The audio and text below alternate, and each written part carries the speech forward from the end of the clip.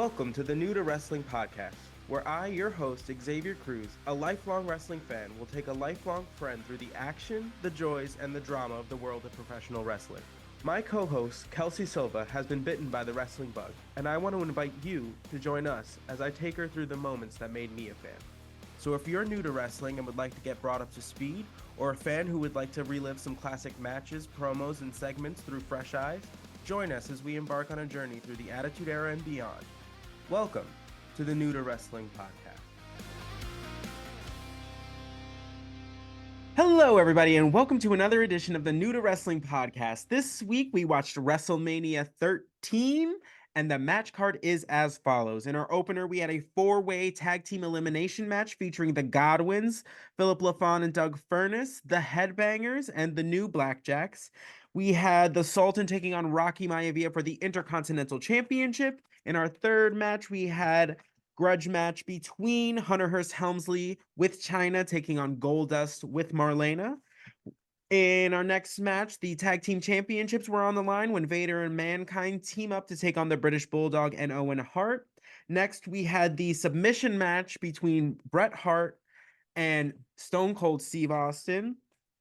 And the Nation of Domination takes on Ahmed Johnson and the Legion of Doom in a Chicago street fight. And in our main event, The Undertaker takes on Psycho Sid for the WWF Championship. All right. Kelsey's still reeling. So I really don't even know what to do, say, how to move forward with my life. I literally the whole last 10 minutes just dead silence, and then at least another 5 minutes of just silence after it ended, just like this. Just processing, just absolutely reveling. And not that I'm reveling. not excited about the outcome, because I'm thrilled. Absolutely thrilled. But I'm just so it was like wow. There was so much during this pay-per-view. We have been looking forward to this one for a minute. It is the first WrestleMania of the podcast, and it will also coincidentally be our 1-year episode. I have been getting the notifications on Facebook from the countdown that I did leading up to the first episode, and it turns out that when this episode comes out, it will be our 1-year anniversary, which is crazy. Wow. Not me about to cry. But let's get into this pay-per-view because it was wild. Oh man, overwhelming, that's for sure. So the pay-per-view opens up with a your standard opening promo. It takes us through basically the history of WrestleMania. The pops up on the celebs of WrestleMania's past, and then and then it goes into each of the matches. Obviously, the caveat of the whole thing is that none of these men are smiling. So yeah, that was it was like, this is such a joyous occasion and none of these men are smiling. Yeah, we're like, it was just ooh, like they got it grit. Was so grit, right? Steel. It was so over dramatic in the best way. It's exactly what you want to see. It's like so put on, it's so put on. Yes, and I yes, absolutely love it. 10 out of 10. Amen. So our first match is the 4-way tag team elimination match. So the way that these matches work is that 2 participants in the ring at a time, same as any other tag team match. However, they are allowed to tag any member of any team. So you can, on your team, not on your team, it's all fair game. Chaos. When one member of your team is eliminated, the entire team is eliminated. And the winner of this match, they didn't really do a very good job explaining it, but gets a tag team championship match on Raw. So in our next New to Wrestling episode, we'll catch that match. So that's going to be pretty exciting.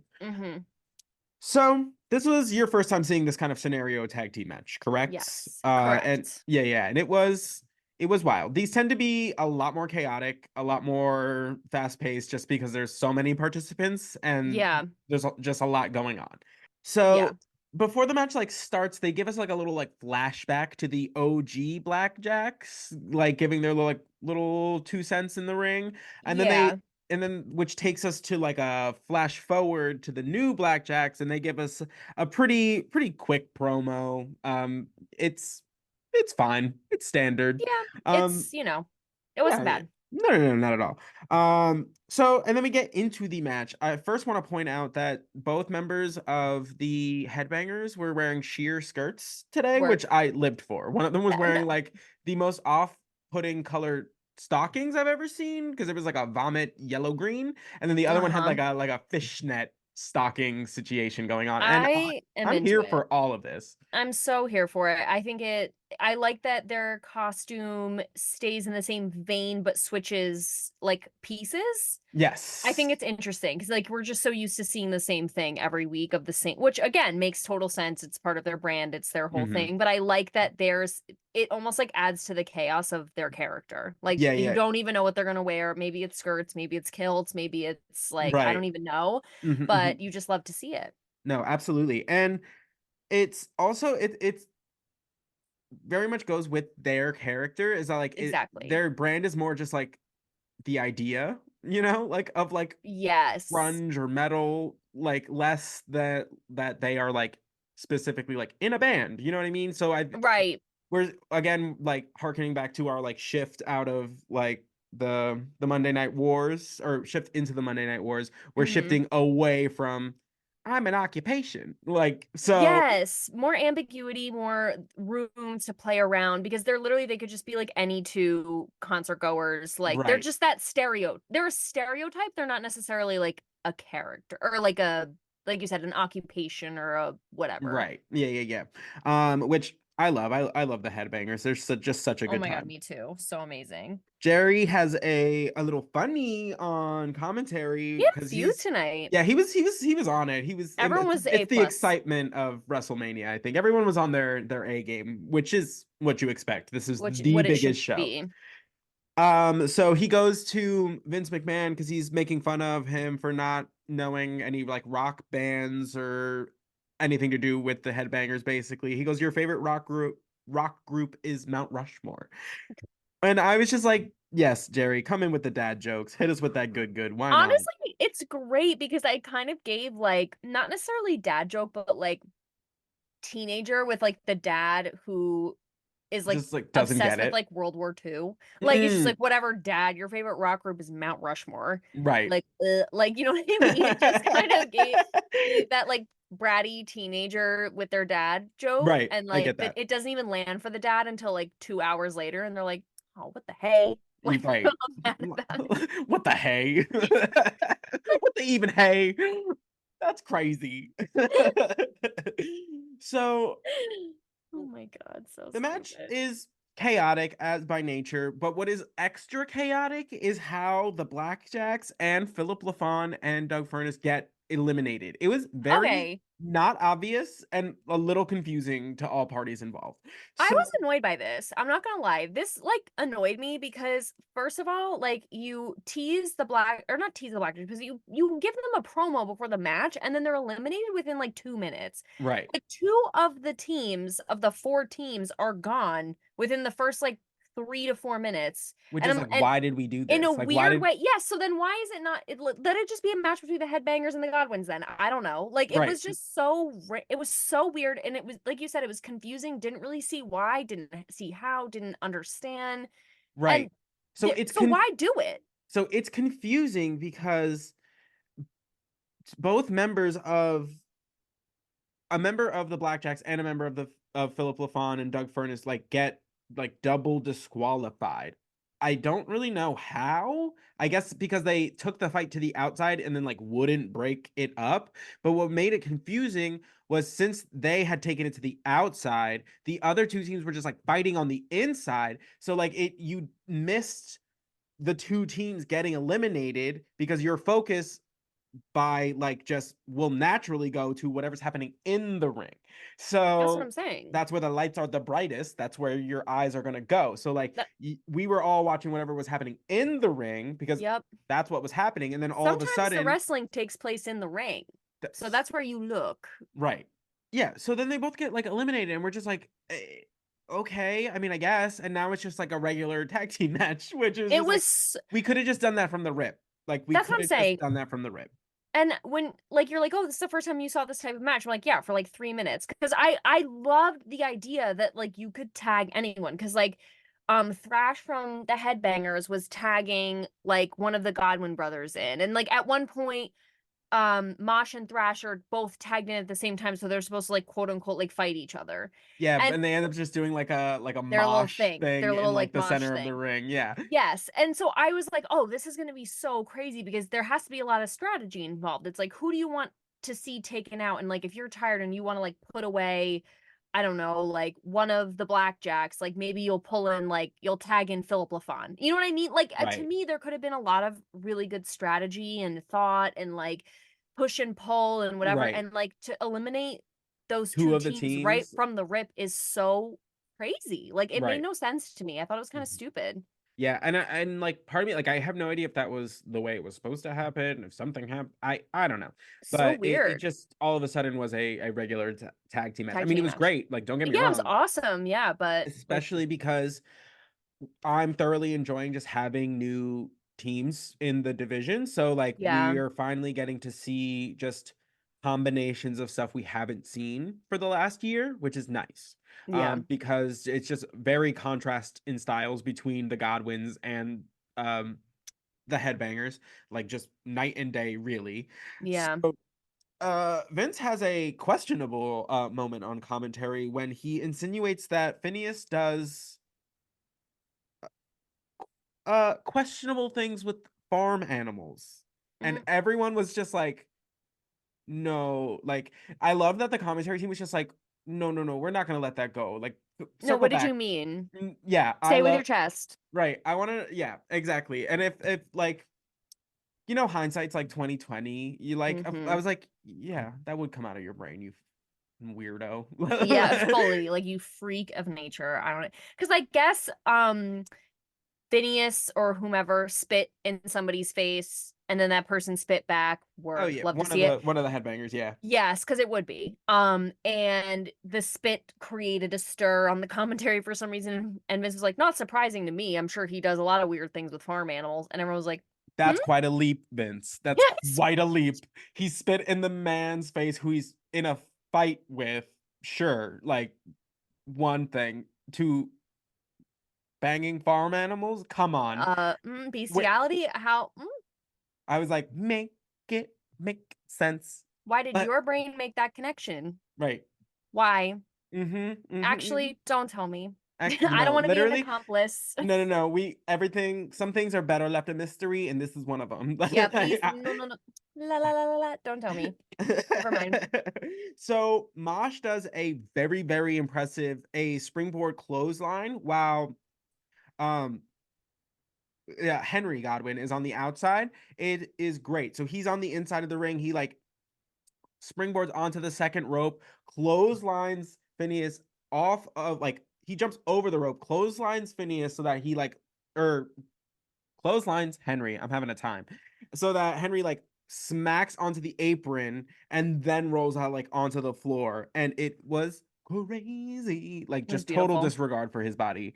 He does miss the moonsault though. That looked a little rough, not gonna lie. I mean, Very rough. missing a moonsault's always gonna look rough. Like you just it's so pretty and then you're on your face. Yeah, So it's just a belly flop, right. basically, if you don't hit it. Yeah, fully. So the match continues. Mosh picks up the pin over Phineas, which means that next episode of the New to Wrestling podcast, we are going to see the Headbangers take on Owen and the British Bulldog, which is pretty cool. Love. Love to Pretty see. cool. Yep. We get an announcement that the next pay-per-view is going to be taking place in April. It's just another in your house pay-per-view. We'll probably learn what the actual title of the pay-per-view is when we Mm-hmm. get a little closer. And then the Honky Tonk Man comes out and Ugh. joins us Sorry. on commentary. No, I get it. I God. He is so annoying. because I like really had it. it's just like at this point, like he's just like always on like he's always like, why are we making a big to do every time he comes out? Like at this point, he's just like on commentary, like he's part of the commentary team.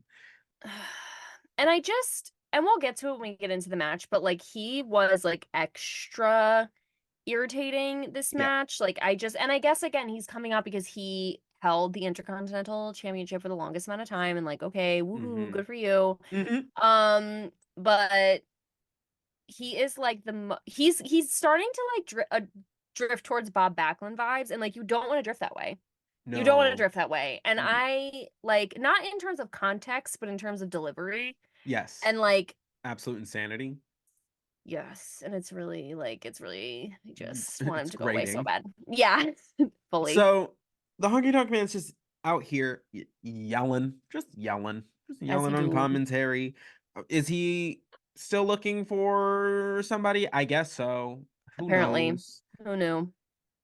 Oh, I have a fun fact for you. I love a fun fact. So the Sultan and Rocky Maivia are actually related. I did know this. Okay, I yeah, think yeah, I yeah. knew this. I Yeah, think yeah, I knew yeah. this. Okay, so they are part of the same giant wrestling family. So that's always like a little fun little tidbit that like they're actually just like distantly cousins. So which is Because fun. isn't there's a lot of them. Because isn't Yokozuna Also also related in the same related to family. them? Yep. Yes, I did Yeah, know yeah. this. So the Sultan is Rikishi, will become Rikishi. You'll meet him. But he is the father of Jimmy and Jay Uso, the Uso brothers, the tag team. Well, they're not a tag team anymore, but Wow. yeah, that's their father. I love when that happens. I really do. So the Honky Tonk Man was just obsessed with the Rock sideburns, which was interesting. He just like kept bringing it up, and he's like, he's trying to impersonate me. I was like, He's trying to grow out sideburns, be I, more like me, and like blah blah blah. I, And we're like, I was just "Mm, like, I was like, I'm pretty sure sideburns came around, I don't know, in like the Civil War era. I don't think you get maybe even the. before then. I don't think you have the co-op on that. And also, aren't you imitating somebody? Isn't your whole Right, character imitating somebody with sideburns? So like who pot calling the kettle black? I don't want to hear about it. right. I don't That's want to my hear about it. arm. Your entire persona is based off of Elvis. Like, who are you to judge? So yeah, amen. I don't know, So and so much. Listen, go there with honestly, me if I you want. guys at this point, if Kelsey sees the Honky Tonk Man, it might be on site. Like she might just like run up on his set and like just clock him, Fully. just based He's on principle. He has no idea who this woman is. nope. He's He's out of the out here. and that's how I'm gonna get him on surprise. He said he's out here living his life. I'm sure, or maybe not. I don't know. I haven't checked, but um. He's probably like resting peacefully in the grave, and we're like, Honky Tonk Man can roll over and choke for all I care. Poor man. I'm just saying, Sorry. like Kelsey might dig you up and pop you anyway. Like I Ooh, right in the skull.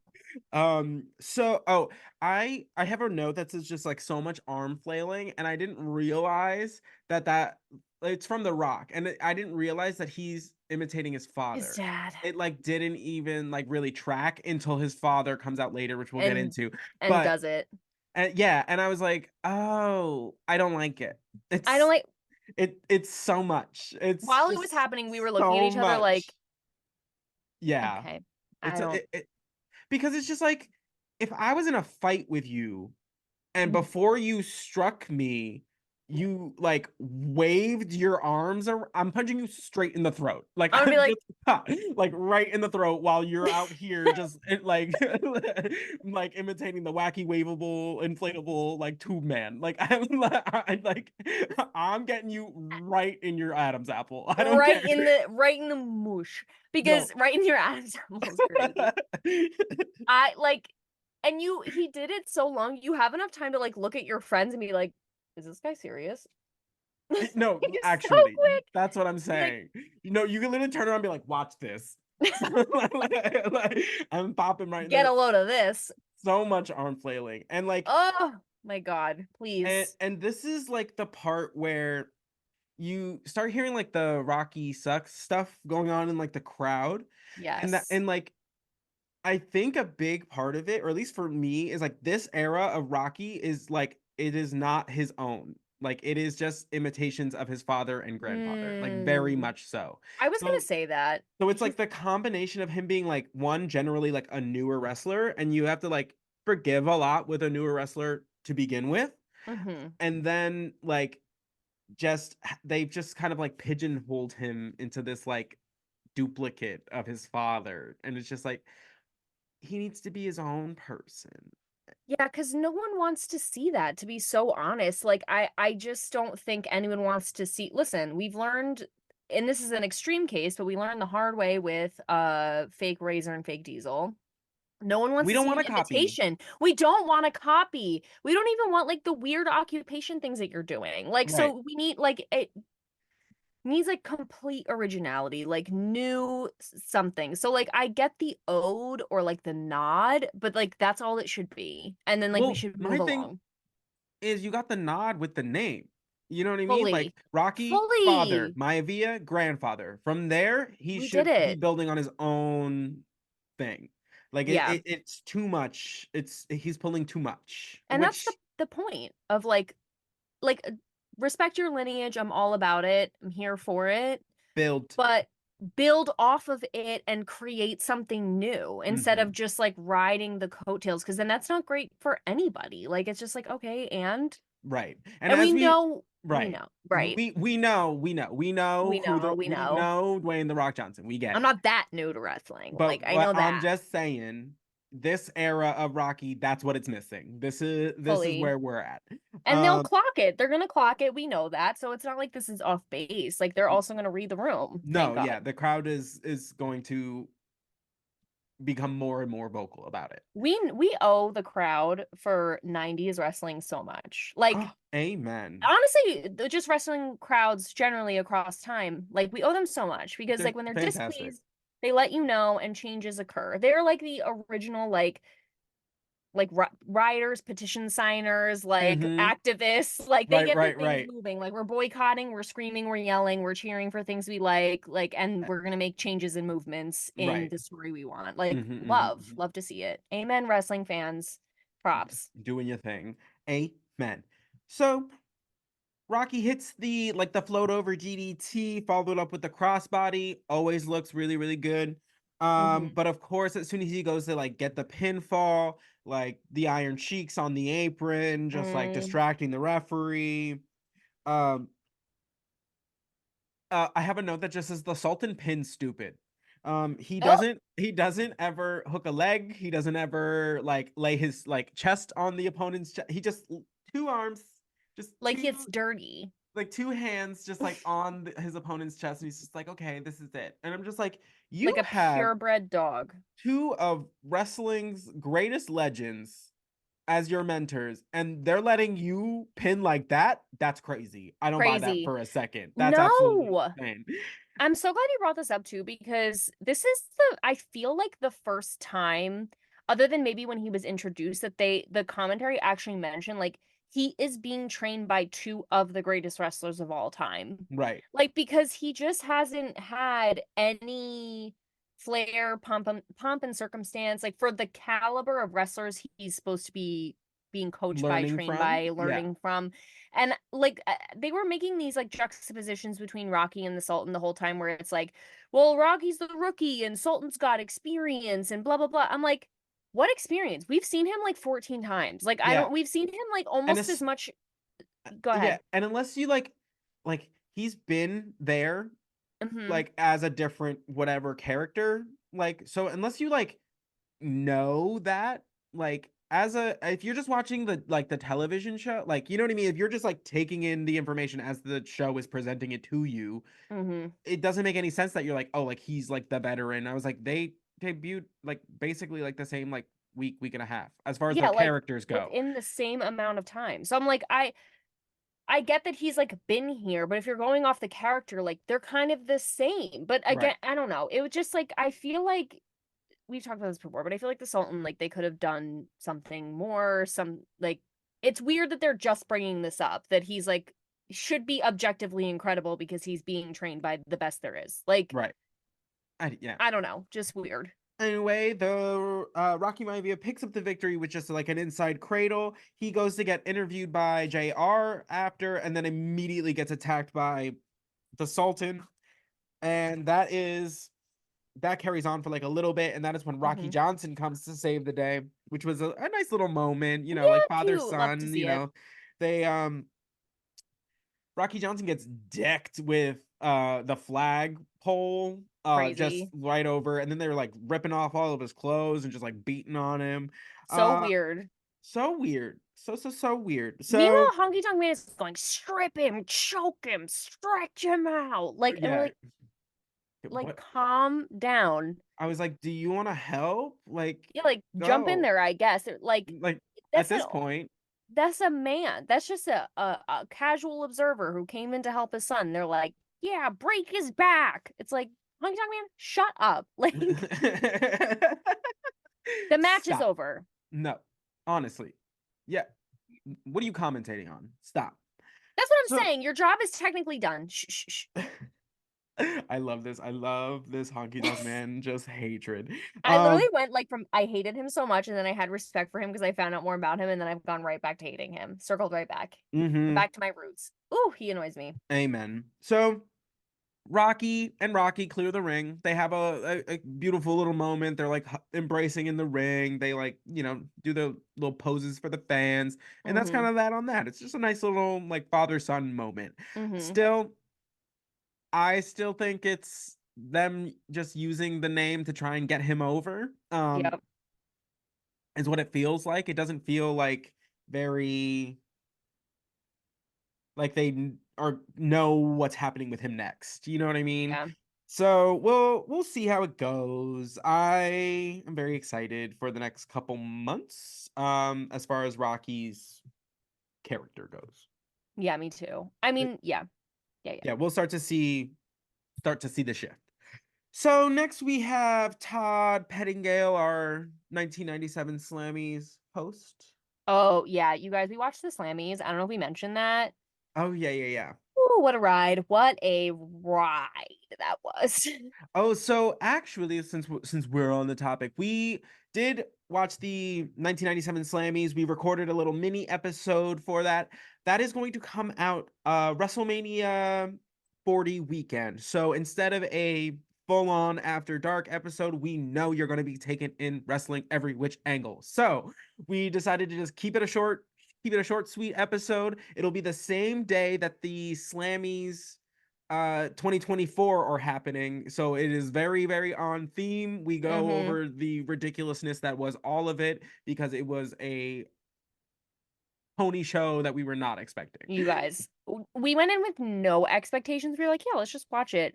It was like, It was I like don't a even have fever the dream. words. it was it, Fully, it was a fully. fever dream from opening like 12-minute number to close. I don't think that we have laughed that hard watching something like that ever. Like Ever. we It, giggle and laugh like watching wrestling sometimes and like the commentary afterwards, but that we were just like we it was just horror and like and shock, disbelief just yeah. and just crying laughing. It's on YouTube if you care to watch and Oh yeah, then the join you us can for the watch the commentary full afterwards. Slammies. But You you will not waste a second of your life, but also you will feel like you've wasted an entire hour and 30 minutes. Like it's so crazy the juxtaposition of feelings. So, Oh, absolutely. So look out for that. It'll be next mhm. weekend. Definitely short, sweet, a little wild, but as are we. So Work. um so Todd Pettingale is interviewing Ken Shamrock. He's asked about the altercation with Billy Gunn that happened the prior Monday Night Raw, and he basically just runs down like every move that he did. I love it. He's just like, oh, I did this like shoulder like lock, and you're just like, oh, okay, sure. And he's like, basically the whole time he's like, I'm not trying to hurt him. I'm just trying to let him know who I am. He's like, once again, like I let him up, and it's I like love a he came humble at me again. king. He's like, I'm just letting you know I'm not one to be trifled with. Per- So I love that Period. energy. I really, really do. And then he gets asked about the Stone Cold Bret Hart match, and basically he's like, listen, I'm here because I know submissions. It's a submissions match. I am not going to be intimidated or swayed in either direction. And if they really want to come for me, they can try it.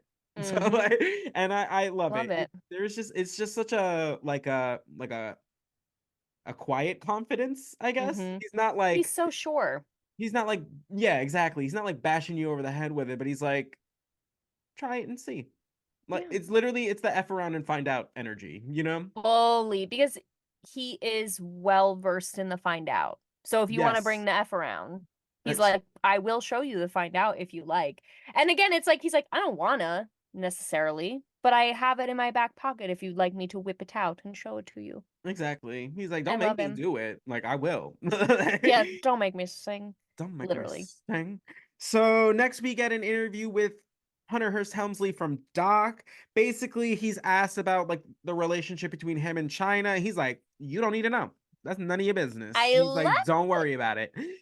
And basically then he goes on to be like, the biggest loser in this whole scenario is Marlena because she had the opportunity of a lifetime to come with me and she turned it down. So she's girl. gonna learn. Like I was like, okay, Hunter, Sure, sure, okay. sure, sure, I was like, if you sure. didn't absolutely slay us at the Slammies, I would not be putting up with your ass right now. You guys. Okay, I'm not even saying anything because he ate it up at the Slammies.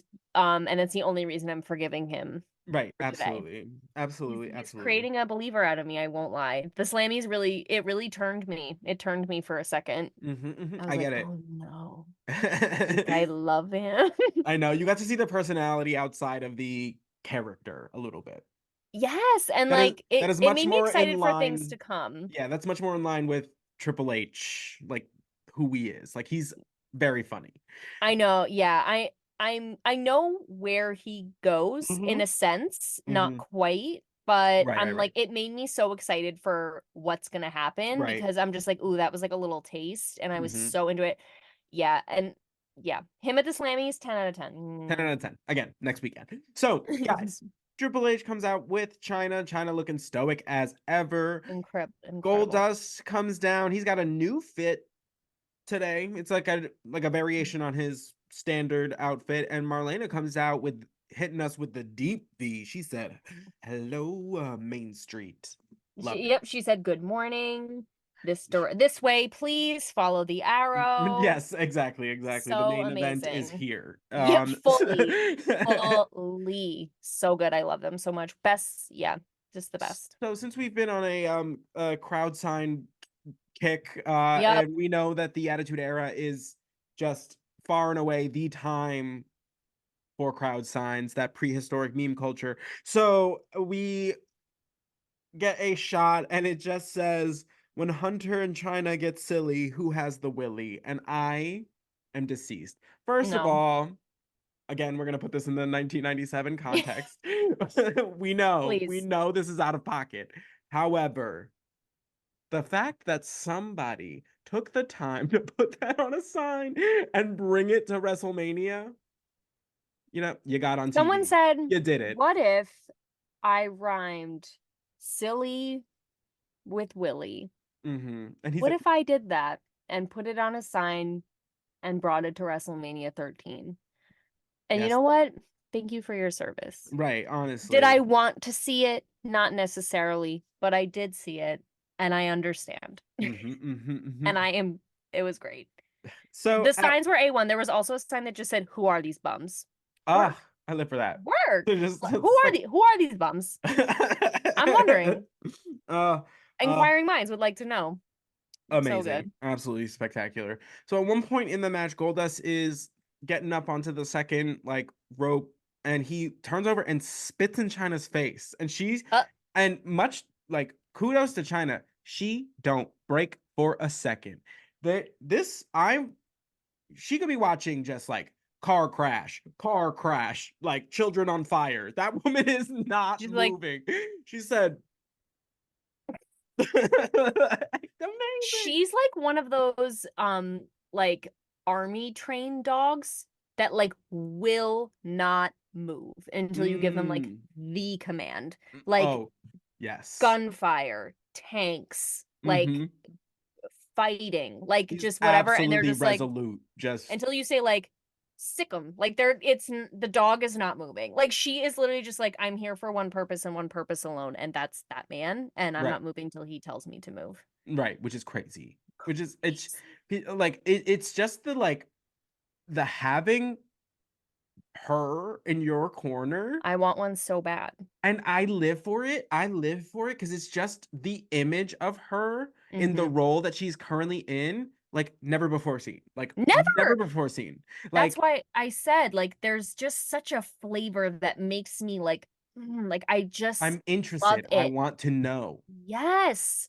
And I again, like, I knew people were gonna go the other way regardless, and I was, like, very disappointed in the commentary in this match when they started, like, kind of flipping that way too, because I was like, I love that they went the way where, like, big, strong woman, so amazing, so incredible, and I Right. knew people regardless were gonna be like, because she's not the Mhm. atypical whatever we would term as a woman, but so I knew people were gonna do the, like, when Triple H and China get silly, "Who has the Mhm. willy?" La la Right. like, you knew it was coming, and I liked that the commentary had originally tried to, like, lead people that way, and then this one felt like a regression because it was like, they made the joke about, like, "Oh, when there's the movie Gorillas in the Mist was filmed in China's shower," Right. and, like, they And then kind of at went, one like, point, like, JR basically just calls her like a horse girl. Like it yeah, was so weird. compared her to Wilbur and Mr. Ed, like, Wilbur being a pig and Mr. Ed being a horse, Right. like, And it's just like low hanging fruit. Like yes!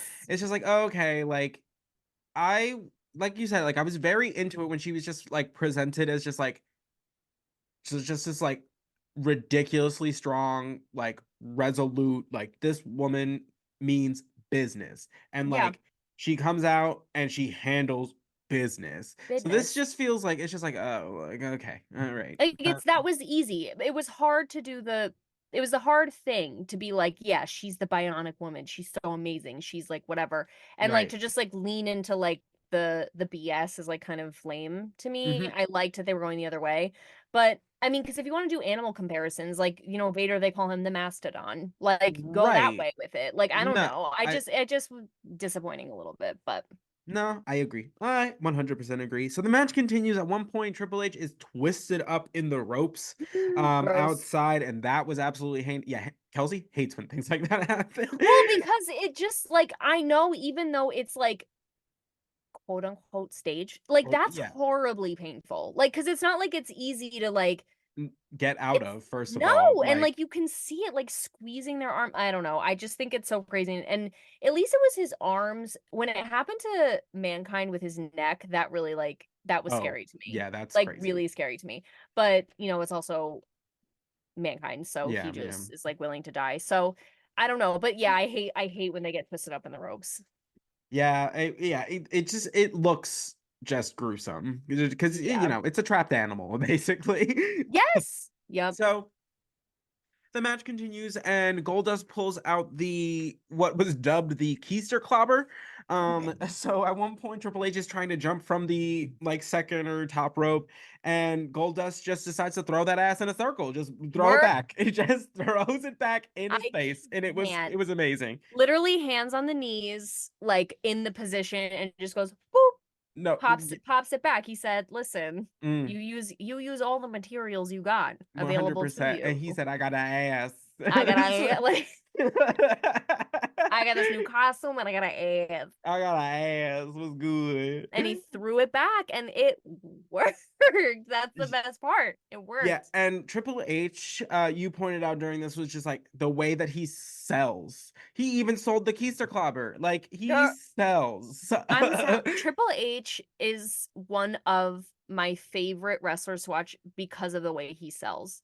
He sells like it's almost cartoonish, I was said, like where it's like that like birds flying around the head, Hmm. like stumble, trippy fall, like and then when he falls his like back legs like come up. Like he just sells unbelievably. Like it's a clinic. It's just Hmm. so incredible. So even though he gets on my last nerve sometimes, like he's just so good. Right.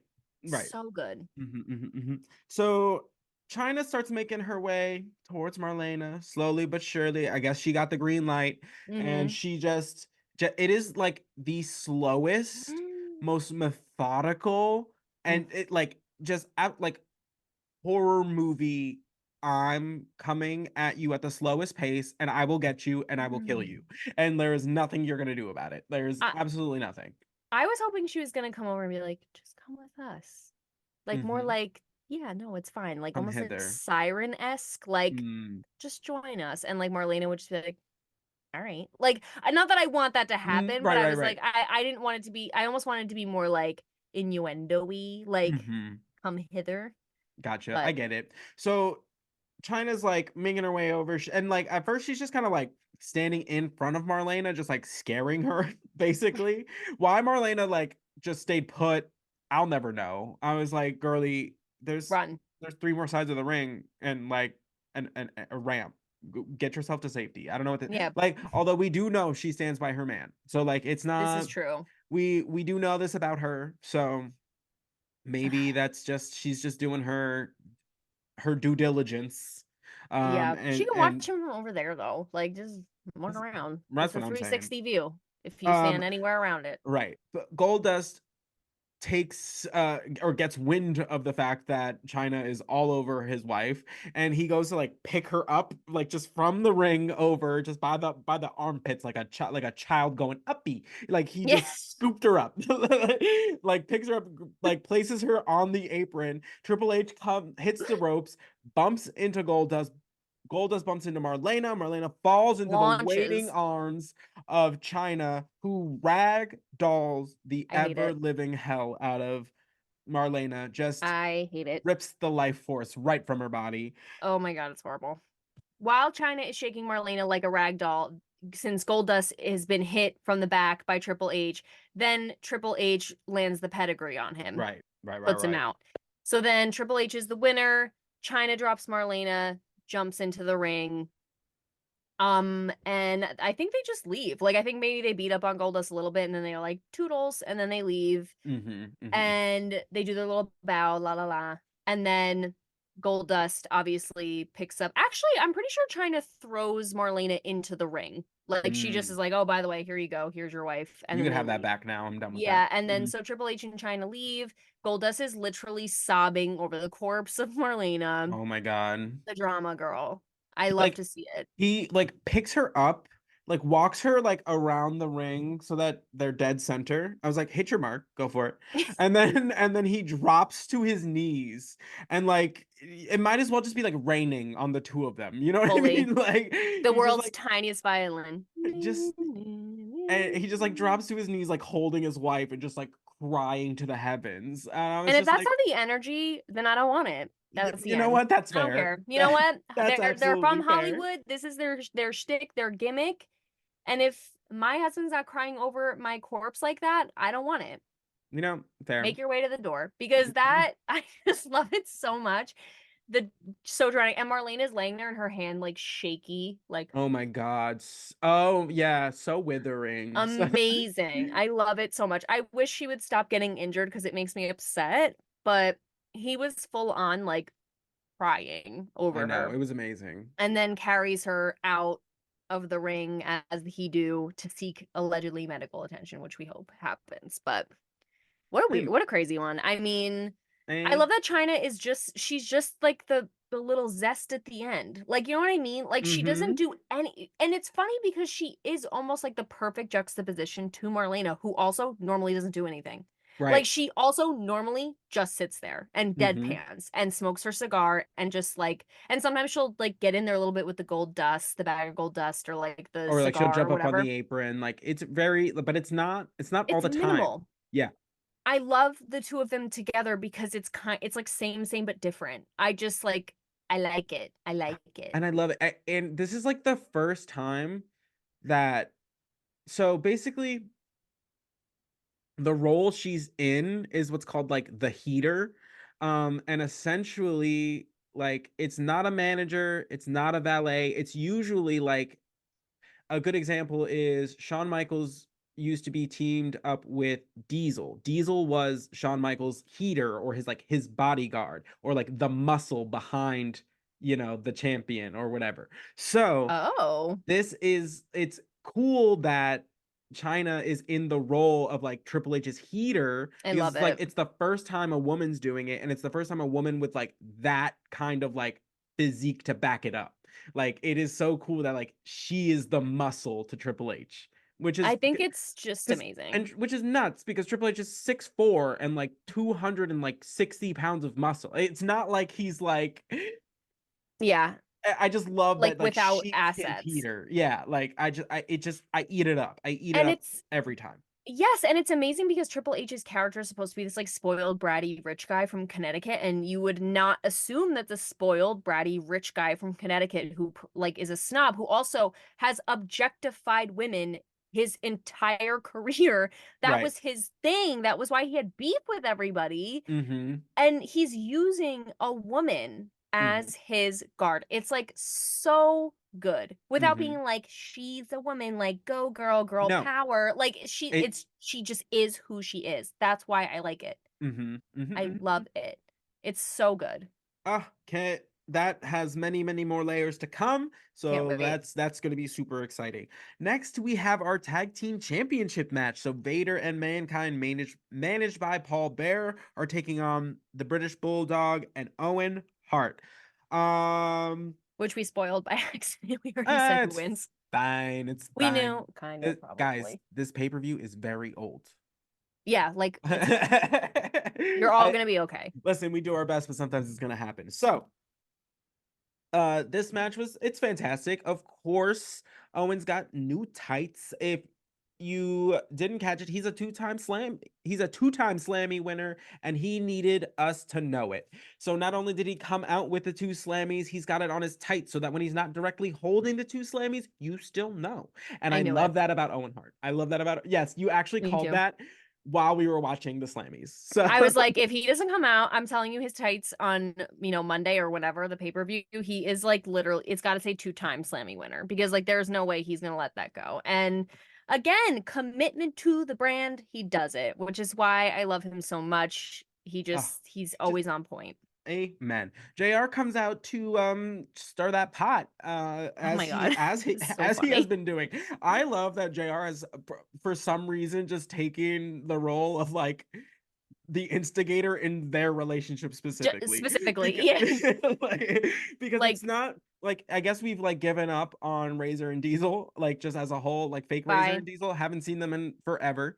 And so now I guess he's bored. He's got to find something else to like fixate on. So every time Owen and Bulldog come out, he's like, "Hey, remember that time you hated each other? Remember that time you hit him? Remember that time you're like jealous and weird about it? Like, so tell me more, tell me more, tell me more." And Remember that? Yeah, Owen's just literally. like, Remember the time you called Bulldog a loser on television? Everyone can go back and watch it if you want.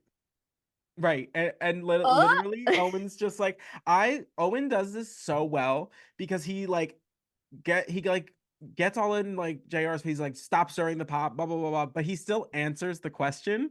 You know I what I mean? He still goes, "I'm the leader. I'm in charge. Don't worry about it. We have a match to win," and just like keeps like shoving him up. Like, it's so great because he's like, didn't you say you were the leader? And he's like, oh no, stop trying to stir the pot. Yes, I am the leader. But get out of our way. Like he just yeah, kind of like it's slips so it in. good. Yeah, Oh my God, exactly. he's just the best. It's absolutely fantastic because it just all harkens to just like him just being such a little shit. Like that is his Yeah. whole character is just him being the brattiest little shit, and I live for it. Yeah. Um, this match was hard hitting, like more so than like I was expecting. Like, yes, Yeah. I expected it from the side of like Vader and Mankind. They're big beefy dudes. They hit Hmm. hard, but it was on like all sides. Like they were really decking each other. It was nuts. So at one point, Vader's taking his sweet time trying to get into like a Vader bomb position, and Bulldog makes them pay for it. He slams Mankind and then proceeds to slam Vader like within like seconds of each other, which is crazy. That is moving Crazy. around like 700 plus pounds just within In the like span of 30 seconds. right 100%. That's crazy. That's absolutely He insane. is really just unreal. A So unreal. amen. So, and this match is very back and forth. Neither team like is getting their like get pulling away with it. They are they are outside on the ring fighting when Mankind goes to attack the British Bulldog with a urn or Owen with an urn, and Owen drop toe holds him so that Mankind's just face smashes into the urn on the floor. Unfortunately for Owen and the British Bulldog, Vader picks up the urn and proceeds to smash Bulldog's head in with it, Mm-hmm. which was crazy. Yeah. Uh, I don't know why I've never brought this up before, but like, whose remains are in the urn? I Like, don't. Well, the thing is, like, it's Undertaker's urn. It was always Undertaker's urn. It was like I supposed to know, be the like, like source of his power or whatever. So like, I don't really know. Like, I don't really get it. I mean, I know and, Mankind like got it when he won that match, the Boiler Room Brawl. Like that was the whole right. thing, was him like getting the urn. I just Mm-hmm. don't understand why we are still carrying it around. Like it doesn't fit the team. Like if Because it's Paul, I I guess, but like it doesn't fit the team. Because I thought that whole thing where Mankind like threw it away, we were like, "Woo, we're done with the urn. Okay, bye, girl." Like that, I thought that's what was happening, and Right. it's not what happened. And also, I don't know why. For the first time today, I was like, "Who is in the urn?" Because whoever they are just being used in every fight you could possibly imagine, Mm-hmm. completely against their will. Like No, that absolutely. whoever's in there, not Not resting in. not their Let me final tell you. wishes, that's for No, sure. and that was, and you know what? Maybe it was. Who's to say? Maybe they're like, use and abuse my vessel. But I don't know, Ah, because who is this person? For the first time today, after a year of watching this, who's I'm in the watching urn? wrestling. I'm like, wait a minute, who's in there? Right. Wait a minute, because they're like, ah! Like they're just getting like Honestly. thrown and tossed. It's so crazy. Uh, Wow, this match was super impressive. Owen with the spinning heel kicks this match, girl, crazy. He was hitting everybody with it. Was, he and they were extra violent today. Like violent. he They was had like a swinging score that to knee settle. around. They were Mm-hmm. like, it's WrestleMania, girl. Like I'm trying to get some hits in. Owen was on like a little bit of a roll when he gets absolutely slopped by Vader, just like a hitting a brick wall. It was crazy. He had built up all Hmm. this momentum, like running around, climbing the ropes, doing drop kicks, and like in 2 seconds, it was just done. That's Lights over. out. Yeah, that was absolutely insane. When Vader does that thing where like Bulldog or owner, whomever is like in the corner, and then like he comes over, just goes, oh, and like Oh, like claps splashes them him. in the corner. Yeah, I'm yeah. like, I know you can't breathe. I know No, you can't. I know you you can't breathe. literally all of your like your blood Life force like your blood cells lose oxygen. they're all exit. they're all white. Like can't suffocating. It's really, really. It's and he makes this noise that is so primal, and you. I'm just afraid. Like I'm just like, uh huh, no, and just absolutely. wild. Owen on the outside performs a just beautiful last second belly to belly on Mankind when he's like running through him. Oh, it was fantastic. He just like Mm. takes him, yeets him. And it was happened to be right in front of his parents too, which I'm sure was like um probably a little show for his dad, who is like the runner of the Stu Hart's dungeon. Which I Um forget sometimes. I'm like, no, this man isn't, because they're always like, oh, there's Stu, like blah blah blah, and I was he's like, always just like, yes, he's old, like old, but like people, I was like, you are you forgetting what he has produced out of that basement? That's crazy. That's absolutely insane. so many people, and he is so stoic. He just sits there, and I'm like, wow, this man, like, I know he knows wrestling, and the way he sits there and just analyzes it, I'm like, it makes so much sense Mm-hmm. of what you've produced, because he's A, just like taking it in like a right. sponge. 100%. And Amazing. I'm like, I don't know if this is like me like just projecting, but like I just feel like he had notes. Like he like at the end of the night he like went back there to both his sons and was like Mm. Like, good job, boys. Here you go. Like, right. he's not like necessarily like stingy with the praise, but it's not No, no, no. excessive. But he's just like, all right, good job tonight. Here you go. Notes. Yeah. Not with 12 children. Oh, whoop, whoop. Mm-mm. No, there's not enough of you to give that much love. Yeah, new. Little sprinkles. Right, Little 100%. sprinkles. Yeah, yeah, yeah. What a sin. Um, so Mankind hits Bulldog with the mandible claw and has him and Mm-mm. on the outside with it and just won't let go. In front of his parent Just in-laws. yeah, in front of his in-laws. Just absolutely won't let go for nothing. Mm-mm. So both teams get counted out because both Mankind and Bulldog are the legal members of their team. So the title does not change hands, and we like get to the end of the match, and Mankind just won't let go. Like won't Mm-mm. just has his fingers down that man's throat for way too long. Even like Vader is like yanking on Mankind's hair, just being like, "Okay, we get We're it." done now. Yeah. Right. Mm-mm. So yeah, it was just bonkers. Yeah, he like basically, yeah, Bulldog like passes out from the mandible claw as I would. I mean, Right. it's horrible. I will say it's interesting because they once again like talk about this conflict between Owen and the Bulldog. You get like no real taste of it other than JR trying to stir the pot in the beginning. Right. And even the end, like Owen basically picks up the Bulldog and like helps him, walks him out, like even helps him grab his titles because Owen would never forget the titles or the Slammies. No, no, no, no, no, no. But they like walk out hand in hand. Yeah. Like no sense of conflict whatsoever. Yeah. It's like It's so weird. interesting that they keep trying to like they like put it in and then they like pull it back away. And then like Hmm. put it in and they pull it back away. Yeah. So So it's like I not that I love them like as a team, yeah. but I just like I want the story to progress. I want Yeah, like I want to know which way or the other at this right. point. It's like, Right. are we doing it? Or are we not Are doing we it? Are solidifying we or are we breaking up? What is yeah, this? like Are we that's seceding? Like what's happening? like how many signatures do we get? Like I'm just Right. wondering. But Honestly. because even like the beef between like Vader and Mankind is like kind of because they all just kind of like were like, well, bummer, and like left. Yeah. Like no one was mad at anybody. Like Vader, yeah, like yoinked Mankind off of Bulldog. Was like, hey, we're done now. But it was more like, all right, like let's go. Not Let's go. like, oh God, let's go. Like, do you know what I mean? Like it was kind Hmm. of just like, all right, well, say la vie, everybody out. Right. Like it was kind of interesting. I wasn't mad at it, but I was like kind of surprised. Hmm.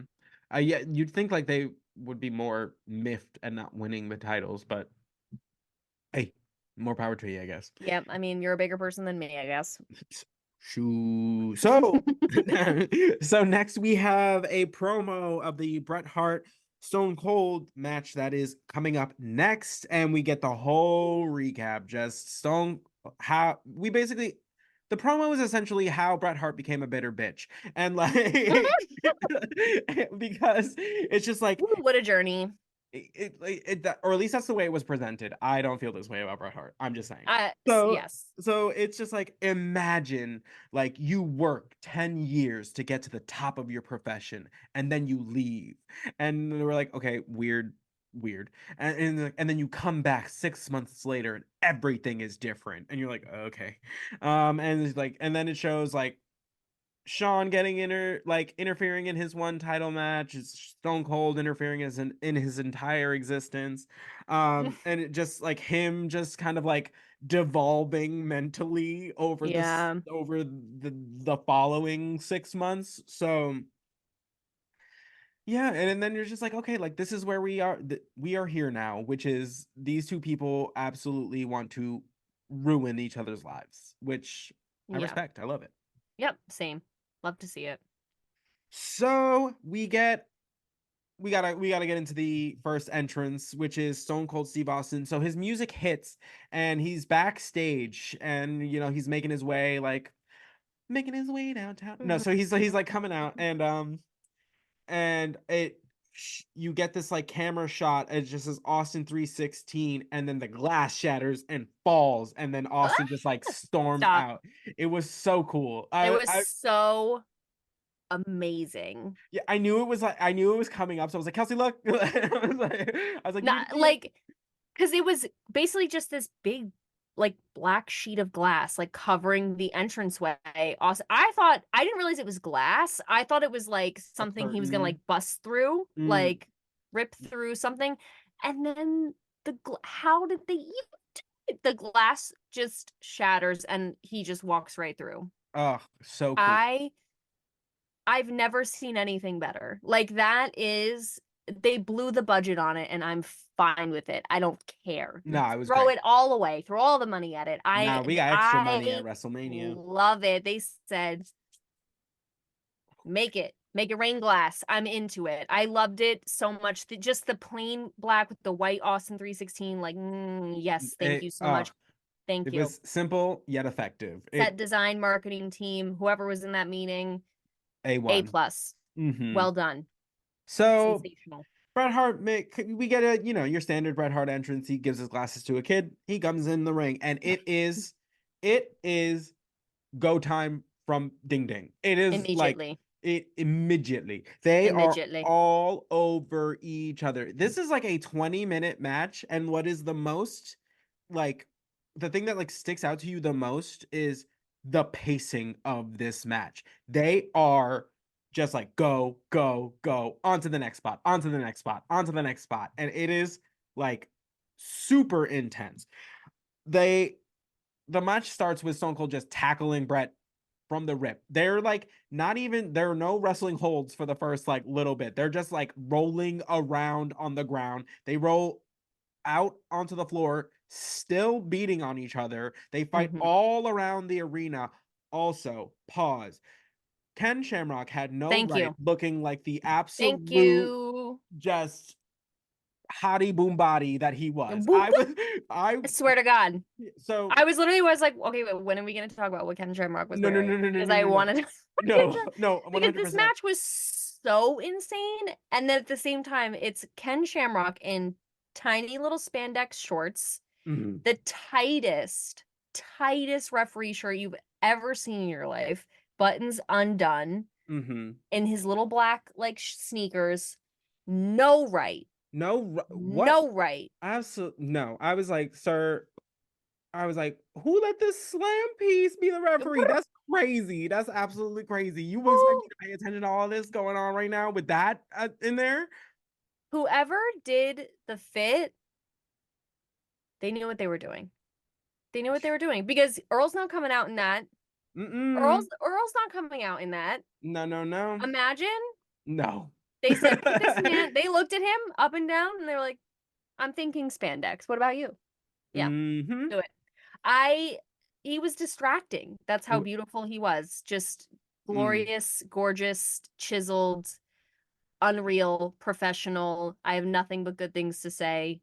I'll shout it from the rooftop. I'll get it tattooed. I'll get it branded if you want. I don't care. I'm just saying, a little shamrock right here. Well, I was like, sir. He looked like Popeye, just Mm. juiced, Boop. big, Toot toot. tight.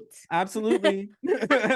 Shoot, I never want to spend more in my life. Jesus. I'm telling you, I'm olive oil girl. Like, hey, I Sorry, can't. we So had crazy. we couldn't go on with before we It's out of the just way now. We can move on. we can Everyone, yeah we can move on. So the two of them are fighting all over the arena, and the crowd is feral. going nuts. They're absolutely feral. They are all over the two competitors. You can literally see Ken Shamrock like while they're in fighting in the crowd, like physically moving fans out of the way. Like I'm you so are impressed. yeah, like you're in the way. So between the security and Ken Shamrock, they finally make it back to the like the ring area, and this match is just so crazy. It's They unbelievable. it's It's truly unbelievable. so they make it back from the ring, and Bret Hart gets thrown into the ring steps just in the most brutal fashion. The whole ring steps like move because he is hit Mm-hmm. so hard. And then Mm-hmm. Stone Cold goes to pick them up and hit Bret with them, and Bret just like hits him in the stomach, and he like knocks it back, but the weight of the ring step like takes Stone Cold back as well, and it Mm-mm. just looks crazy. It looks like he like landed like on it, but like It was it was bad. It nuts. was a bad fall. Bad fall. And then Bret Hart starts working on his knee. So Stone Cold Steve Austin has this like knee brace situation on one of his knees, and Bret Hart is like, mine. And he is Mm-hmm. all over it. He's like, you made a mistake with that one. He said bullseye. And he was Yep. all over. So then he spends the next like I want to say like 5-6 minutes just absolutely brutalizing this man's knee. Just Decimating the knee. uh Decimating the to knee. the point where he does a figure four leg lock around the ring post, just and it for way too long. It was crazy. You can It literally see like Stone Cold like freaking out because it hurts so much. Like it is crazy. And like this one, because Bret Hart's done it before, but his back was kind of like on the floor. Like it was different, a little bit different positioning. Not really, but like he was like lower. This Mm-hmm. one, he was literally suspended. Like there is nothing stopping his weight from just like Yanking on. yanking down. Like, Mm-hmm. because at least when he was on the floor, there's like only a certain amount of pressure you can pull his whole Nah, body he put weight. his core into it. He said He was curled up like a little shrimp, just like off the, I mean, off the it was ground, just letting gravity do like the work. do It its was thing. it was His brutal. face was like beet red, sweating. It was like just unbelievable to behold. Like the craziest thing I've ever seen. So crazy. Uh Stone Cold hits Brett in the back of the head, essentially. He's like trying to like Bret Hart's trying to jump off the top rope. Stone Cold grabs a steel chair and like bops him in the back of the head. Mm-mm, Brett like falls over and then he hits him with the most vile chair shot to the back. mm-mm. Just brings his arms all like past his head and just slams down. And you hear the thud of the chair smacking Brett's back. And it is Mm-mm, just, it is audible, it is palpable, it is mm-mm. gross. Like it is a I vile tasted chair it. shot. And then they cut to Bret Hart's daughter in the No, crowd, this just took me really out. eyes over her like her little just hands over her little eyes, just like did not want to watch any of her dad getting beat up. It was crazy. I'm livid they showed me this. I literally was on the verge of tears because I like you kind of forget that they have families Right. and that like which first of all no disrespect but why is this child there like in a no holds barred only submission match just like watch your dad either one beat the crap out of another guy or have that guy beat the crap out of your dad and she was like 6 maybe. You gotta, I will say, you gotta have to preface this with there are 12 children in that family who all Yeah, grew up basically learning all of this from a very, very young age. So it's I probably not that know. weird for their I family. know. It's just like it literally broke my heart. Like this I poor like know. cuz I was like if I was that girl like watching my dad, like Mm, I was like I would be dead cuz you think it's real. Like there's no one that can really explain to you or like you don't understand like that this is right. not real. And so like Hmm. she was literally like this like she couldn't even watch and I literally got so emotional that I was like, "Oh my God, please, why would they show me this? I can't." So they continue fighting, and Austin gets thrown into the commentary area, like Yeah. fully just like head first. It's more the timekeeping area, that whole like, but he's like, it is so awkward to like look at because his hands grab the bar, but the momentum of his body carries his face just like into that whole area, Mhm. and he comes up bleeding like a stuck pig. That man was just profusely bleeding, crimson Yeah. mask. And this is really the first time that you've kind of seen anything like that. I mean, we had like Vader in the last pay-per-view. Mhm. He got busted open, but he was one of four participants. There was a lot of other things going on. Like it Mhm. is a much bigger storytelling effect when it's like a one-on-one kind of match. Especially So, when like this where it's submission only. So it's mhm, like, okay, now Austin's losing blood and it's a lot of blood. And we know that head wounds bleed more profusely than others. But it's like literally if he was like this, you could just see it dripping dripping. like Yeah, off it of was his face. And so now crazy. it's like Austin's losing blood, like he's been thrown like it added such an extra element to it because he literally has to be like has to submit like no pinfalls, no countouts, nothing else. Like and it just added to the effect of it. A, yeah, it was crazy because it just looks. It's just such a good visual. Like you're just like, wow, that man is hurting. Like Yeah. regardless of if you see, like if you turned on the match at that point, you'd be like, oh, that guy's going through it. Yeah, Um, yeah, yeah, yeah. so um Bret Hart is taking a steel chair and just like taking the rounded edge and just stabbing Stone Cold in the leg with it, essentially Mhm. from every which angle. Um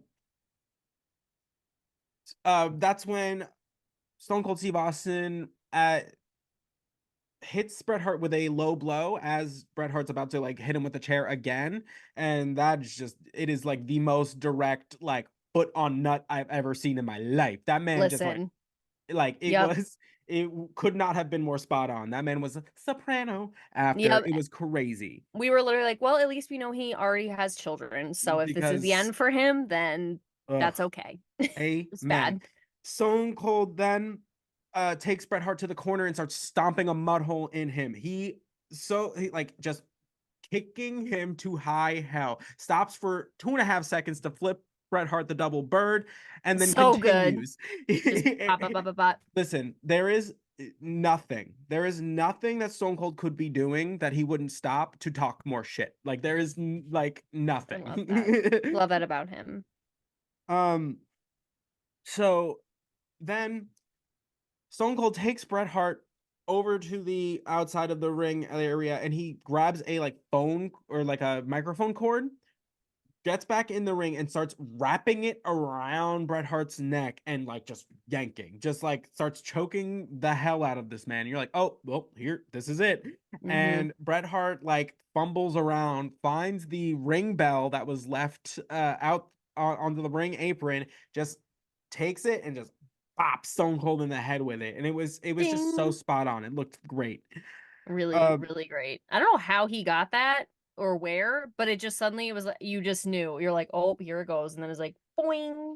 amazing. So good. And then Bret Hart puts Austin in the sharpshooter. Ooh, I just got chills. Ugh. Ooh. So Austin is it smack dab in the middle of the ring. He is basically laying in a pool of his own blood because you can see his blood just smattered every which way Everywhere. around the ring. He is just in it. He's struggling. He looks like he's in pain. The blood is dripping off of his face. He looks like he's like fading. He's not doing well. Mm-hmm. So he's like, you think he's like done and out, and then he like confidently like tries to like get himself up, and he thinks like he tries to get Bret Hart out of the hold and he like almost does it, but Bret Hart's like is determined. He holds Mm-hmm. on, gets back into the position, and Stone Cold passes out from the pain instead of saying I quit or tapping. Mm-hmm. Yep. And this was such a genius move as far Fully. as just the progressing both characters' story.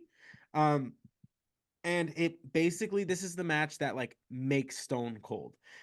Because it it proves to everybody first of all how tough he is because he does what he says he's going to do. He Yep. never quits. It's like something to behold when someone's will is just more willing than their body. Like it is Yes. and that is like what made Stone Cold just like a spectacle to everybody because just like, oh, that man like would rather just like lose his faculties than say I quit, which is so hardcore and badass. Commendable. It's Commendable. nuts. And just the visual of like Stone Cold just like profusely like bleeding and then he just like passes out. Like he just passes out in a pool of his own blood and it's crazy. Mm-hmm. And I think that Ken Shamrock did a really amazing job as the guest ref. Mhm. Like so good because he literally like he was so loud. He was like, "Steve, like Yeah. are like do you quit? Like have you had it? If you don't answer me, like I have to call it." Yeah. Like and literally like then Stone Cold passes out and then Ken has to call it. So it made it clear that it wasn't like there was no tomfoolery, there was Mhm. no whatever. Right. And like technically Bret Hart's winner because I literally was like if Bret Hart doesn't win, like I don't know what's gonna happen. Like I didn't know how it was gonna go because I really felt like Bret Hart had to take a win because Mhm. otherwise, like then then what? Like at this Right. point, it's like okay, now you really are just like a losing loser who loses. Like I don't know what to Right. say. Like, Mhm. and I don't want that because I love Bret Hart, Mhm. but I also Stone Cold. I mean, the glass breaking, the whole thing. Like I just like you just also want to see him win. So this was so so perfect, so Mhm. well done that they did this, like 10 out of 10. I Right, mean, because it made Stone Cold look like a bigger star. It yep, made him look like so tough and yep, like puts him in a position with the crowd because at the end of it, they were all chanting Austin. We're gonna get into the last little whatever happens, but this yeah, also sets up Bret for turning to being a bad guy. We've been seeing the mental like decline over the last few months of him getting like just like absolutely walloped, just like cannot catch a break. So he finally like gets the win and it's still not good enough for him. So he then starts attacking Stone Cold while Stone Cold is still passed out, like trying to put him back in the sharpshooter, like attacking his leg. And that's when Ken Shamrock like literally grabs Bret Hart and throws him onto the ground and is like, I like we're not doing this. The man is passed out. Like what love. is this? So it's like twofold. We have made Stone Cold into the like main event star because that's Bret Hart was the guy. So if the guy can't put him down, that boom, now Stone Cold is in that same just like echelon. And Mhm. now we are getting the flip of Bret Hart where it's like, oh, the guy you like knew and loved who was just like, the strict professional out the window. We're not doing that anymore.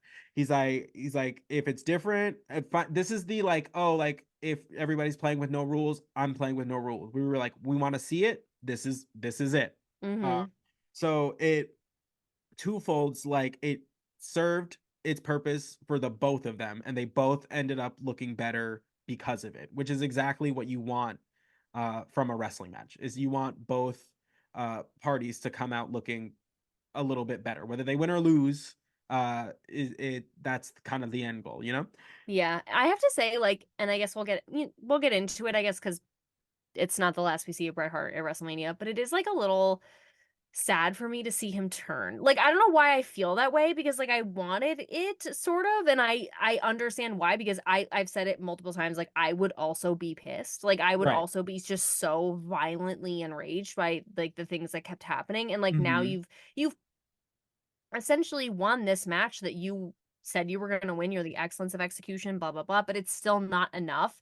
Right. And like it's like disheartening, no pun intended, to like to see him like start to like it makes me sad a little bit. I don't know why. And I think it's because I haven't known him as long, so it hasn't gotten to this point where like the gimmick is old for me yet. Oh yeah, yeah, Like, yeah. you know what I mean? So I'm just like, ah, like I hate that this is happening to him because I like I just know. want I want him to like win cleanly and just be like, bye. Gotcha. And like that just can't happen. And I know why. I understand, and I'm sure I'll very much enjoy heel Bret Hart. But it just was like it took me out of it for a minute. I was like, oh man, like I know, I get it. It's I'm so but sad. I know, but it was time as far as like Brett's character, you know. Yeah. Yeah, it was time. And it makes the most sense just with everything that has happened. Like it was coming. The signs were there. Yeah, like, and how long is he gonna be the bigger person? Like, I would Right. be La Vida And we Loca. Like, saw I'd be so mad. on Raw like he fully snapped. So like Yeah, it was coming. we got there. We got there.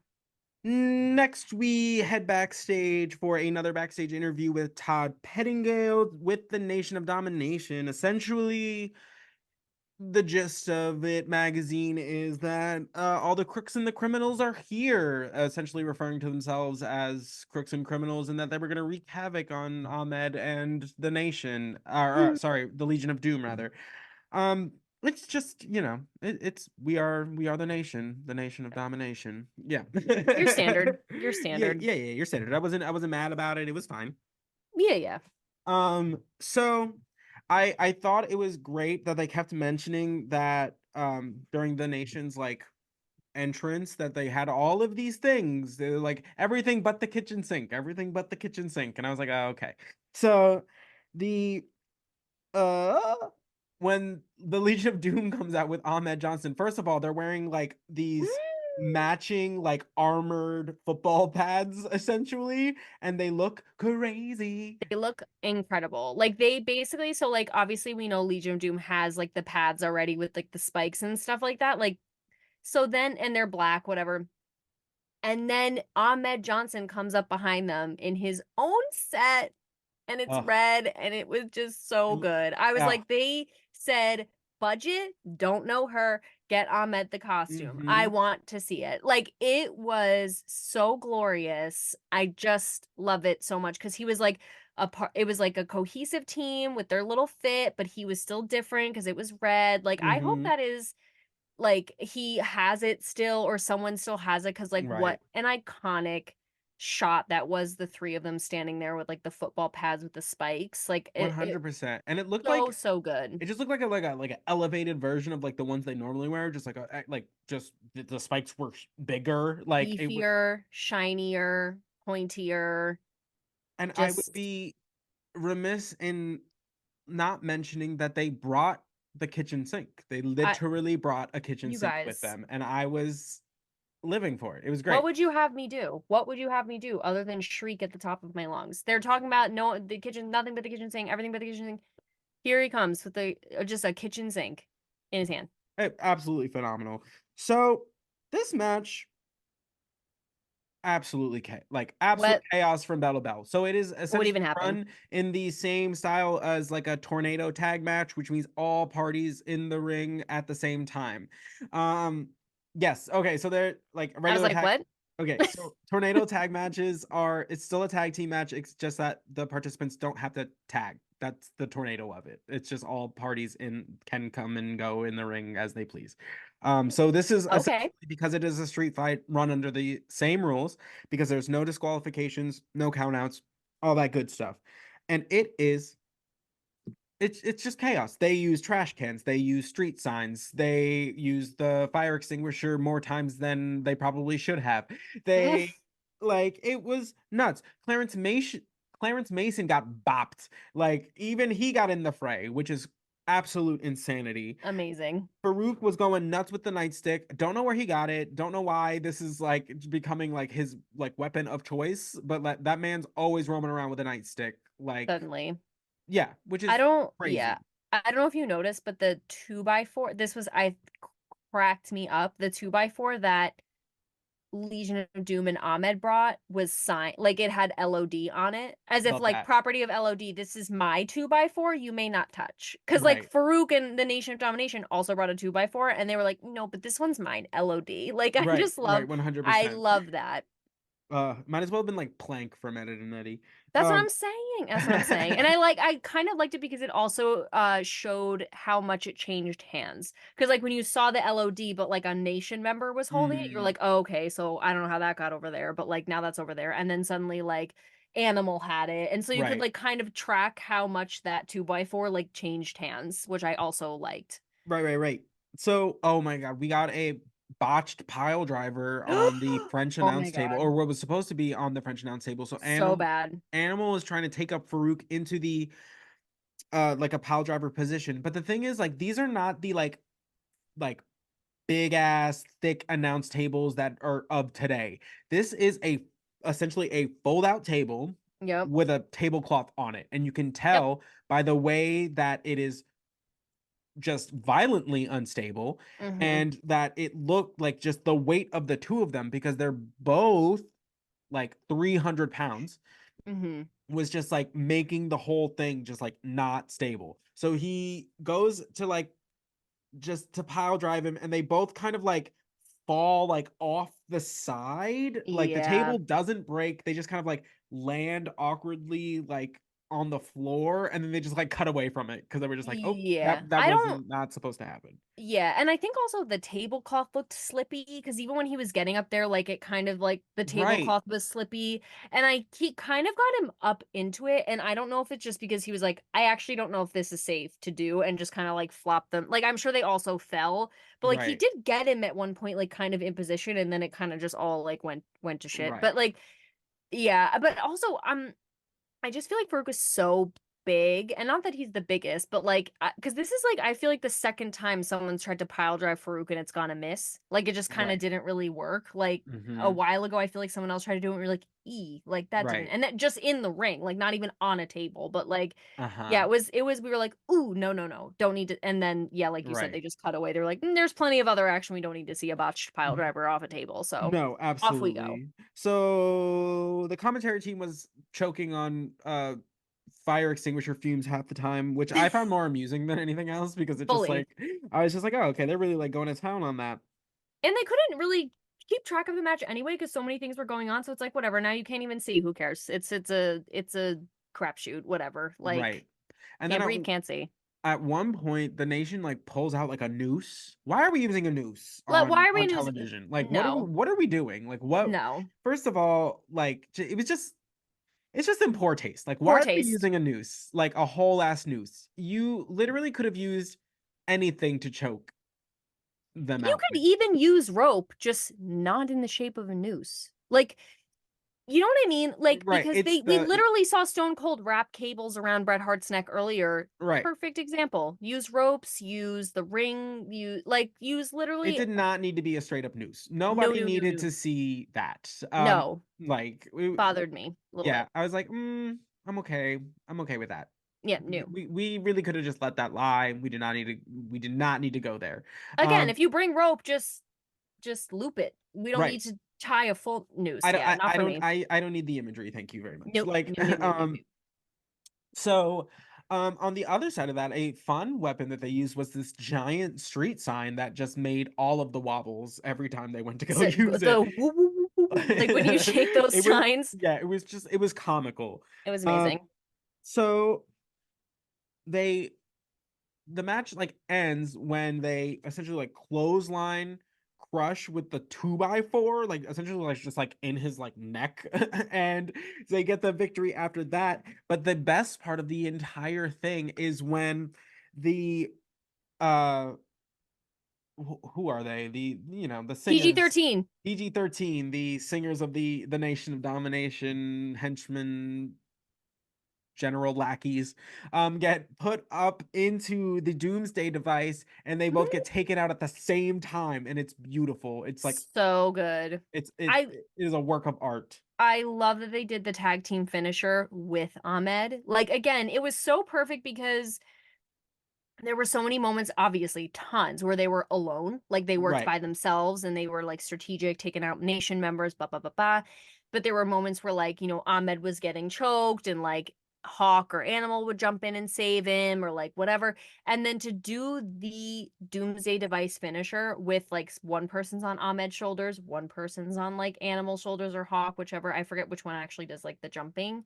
I think But Animal does the jumping, Hawk okay, does so the yeah, Hawk got him up and then Animal like jumps and double clotheslines both of them. Like it was a great way to round it out of like they really did work so well as a team. It was hmm really just amazing. Also poor D'Lo, I mean, he always getting the short end of the he's stick. That taken man, those hits. He is eating sour grapes the whole time. I I mean, they better they better get that man in the he's ring, a storyline, a name.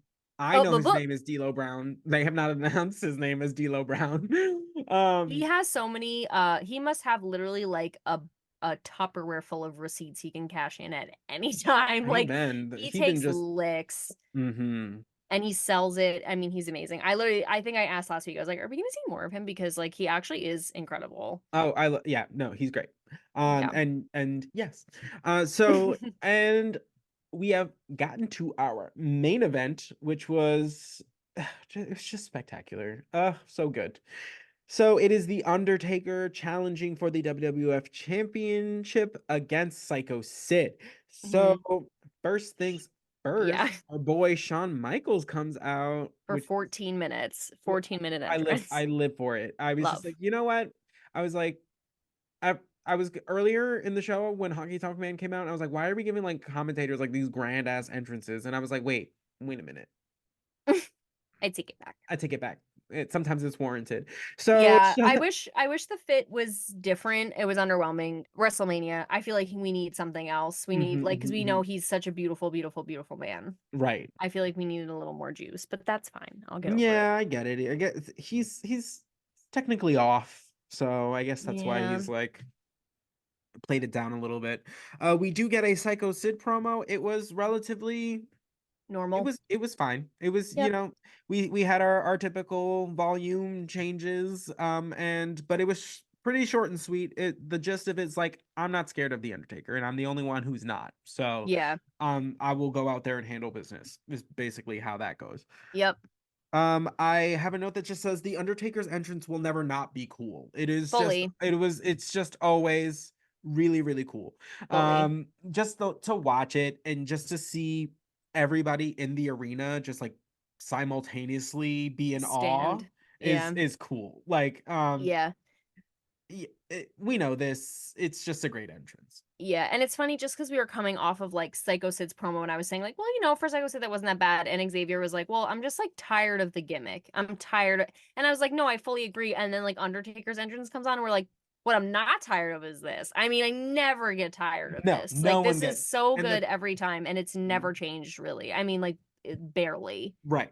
And like it was a little extra like throwback because Oh yeah, Undertaker went and did just like a color variation of his like original fit.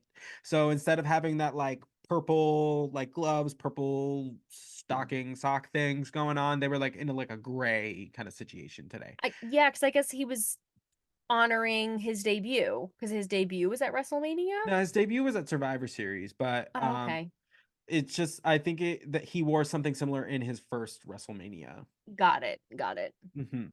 When he took on Jimmy Superfly Snuka. Yes. So much to the surprise of most, Bret Hart comes out and grabs a mic, and we were like, oh, I like was, yeah.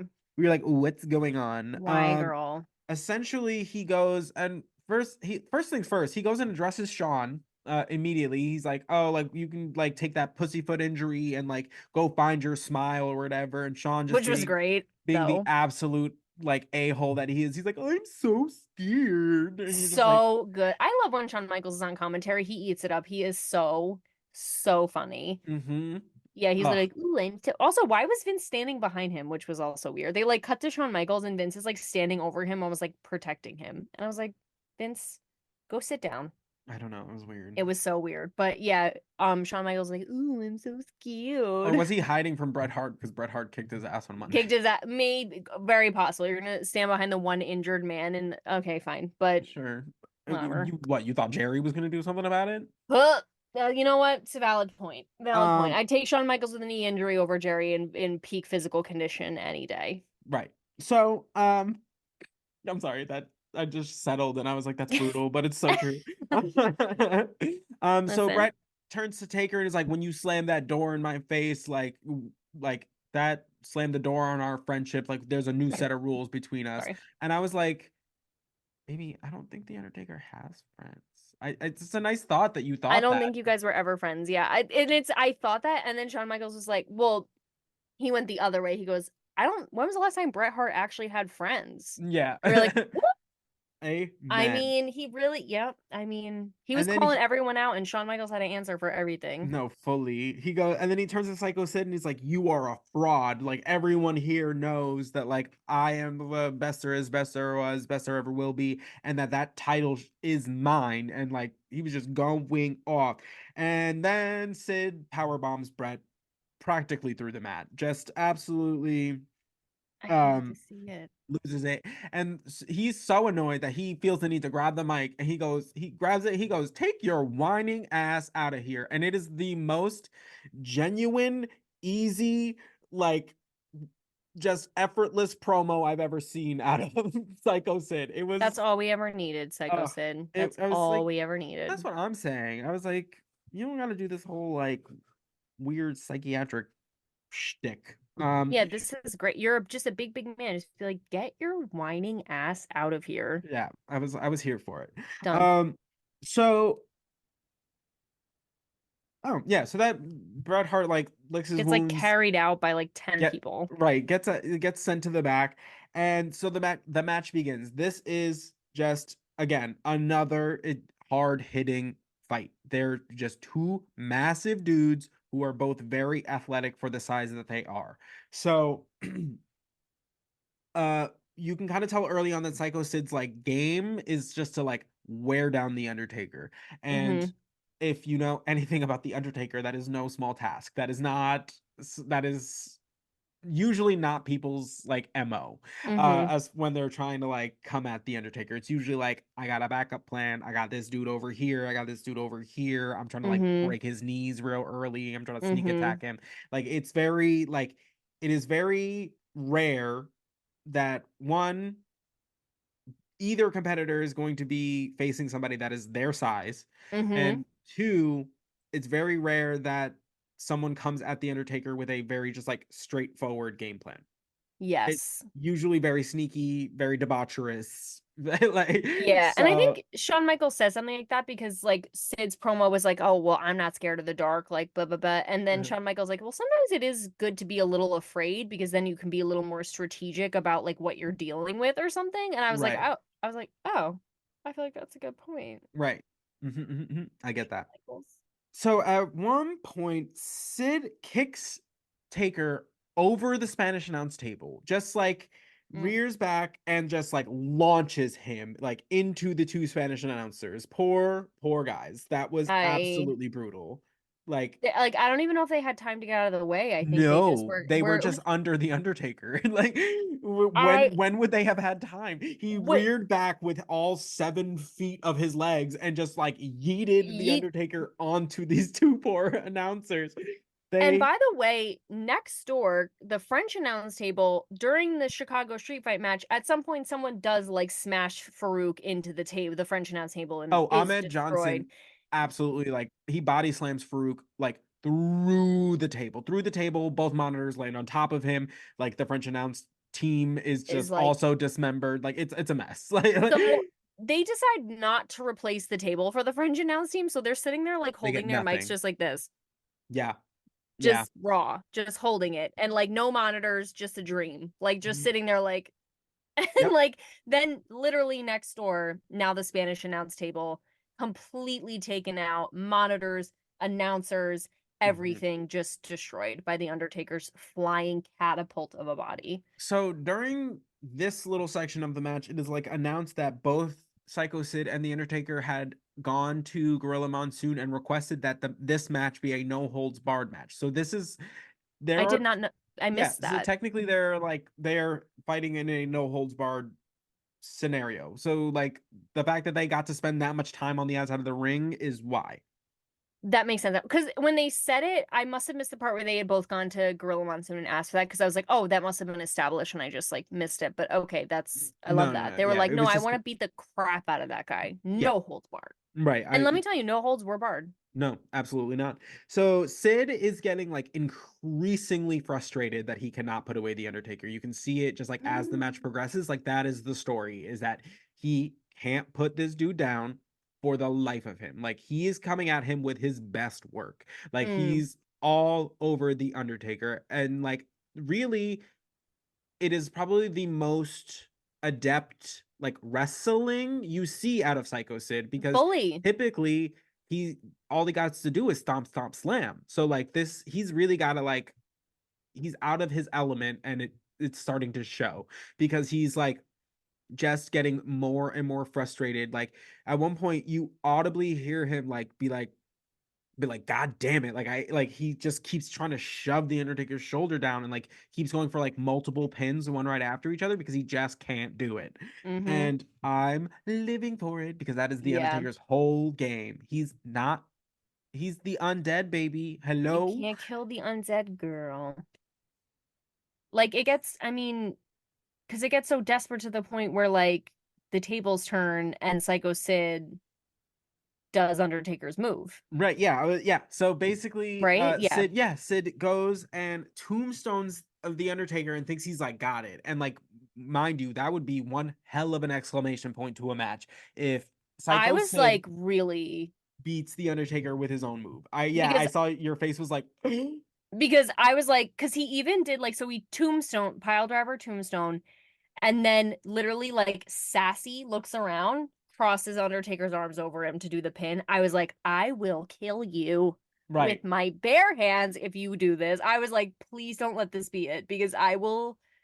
And like, why wouldn't it be? I literally was like, I've just so much hurt has happened. This would happen to me. This Like, this this would would be the happen. Undertaker, yeah. This would happen to the Undertaker. Like, I was half expecting Paul Bear to show up and like do some tomfoolery, Which is Ugh, also why this match was great because no interference. Only Bret Hart with his little chitter chatter in the beginning before the match even started. Love to see it.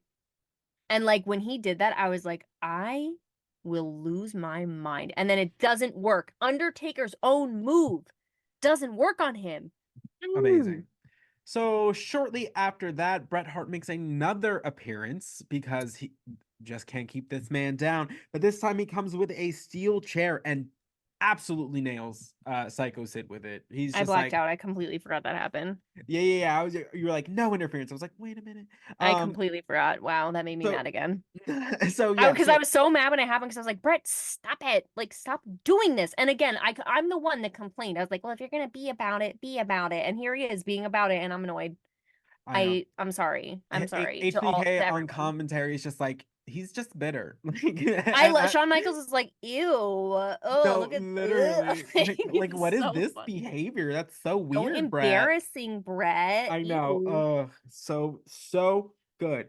So Taker obviously takes advantage of this. He takes Sid up in the choke slam and does it really well, considering that Sid is like his height. Like that's Mm-hmm. not easy to do. There's not much more up you can go. Absolutely nails him. Sid kicks out of the choke slam. Bret comes out again. This man just is the worst in this match. He comes out Mm-hmm. again. He gets taken care of. I'm pretty sure Sid like knocks him. Finally, like gets taken like out by like 16 referees, half of the backstage like buffoons. Like they this man just needs to go. Like this is like too much. And Yeah, so then Taker really takes advantage of the opportunity, hits Psycho Sid with the tombstone, and gets the victory. guys. So the I can't. Undertaker finally gets his comeuppance, and it is the sweetest on the grandest stage comeuppance I've ever seen. It's so good.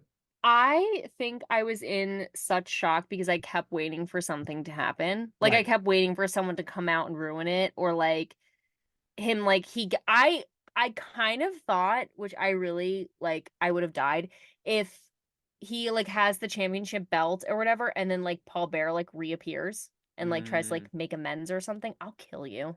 It's on site. mm, Like I don't know, because there was like such a like a little chunk of time left, and I was like, what is gonna happen? I don't know. I was so nervous. I thought it was gonna go right. right because he just had so many moments where he has to like eat the lemon, and I just hate it. Yeah. But And that's the thing though, is like that's what makes this moment so like so good. because for the last year, like and this is like and you can go back and listen like every time something happens to the Undertaker, Kelsey's like, Um, can he just get one one without clean somebody? win. Yeah. And not that this was Unreal. necessarily a clean win, but like still. A win nonetheless. And like I think that I'm gonna have like delayed excitement. Like I think I'm gonna wake up Mm, tomorrow and be like dandy. I'm gonna be like woohoo! Like Undertaker's right. the like because right now I'm just in such a state of shock that it actually happened. Because like Mm-hmm. they do giveth and they do taketh away, and I for some reason was expecting the taketh away. I don't know, but I'm curious because, and I don't know if this is a thing or I'm just reading too much into this because there were certain moments where I feel like Psycho Sid didn't really sell. Like when he falls, like literally directly on his testicles. Like, and like we were like, ooh, and Psycho Sid just like doesn't react. I was like, I wonder, and then when Undertaker won, I was like, I wonder if he was like annoyed that he wasn't like that he was losing the belt again and like was kind of No, because I feel like you that's like decided and like known long before you get to this point. right. I think he's just not a very great seller. Okay, he just sucks. No. No. Well, my thing is like when you're again, like he's doesn't have to do it a lot. Yeah, You that's know what I true. mean? Or at least not to the degree that like it's easy to like no sell when you're the giant in the scenario of the match because like it's believable that the smaller competitor doesn't have as great an effect on you depending on like Yeah. what's going on. What's he should have been more over the top with it considering that it's the Undertaker who is the same size as him. Like, you know what I mean? Like Yes. it should have been a more like He should have just been selling it more because of just the size differential in this And was I think non-existent. yes. And I think because Undertaker isn't like he sells in such a specific way because he's like undead, quote unquote. Like Right. he's so it's not these like overt like expostulations. It's like kind of like, he'll get like woozy and whatever. And then Mm-hmm. he's very deadpan because he's the dead man. Like that's his Right. thing.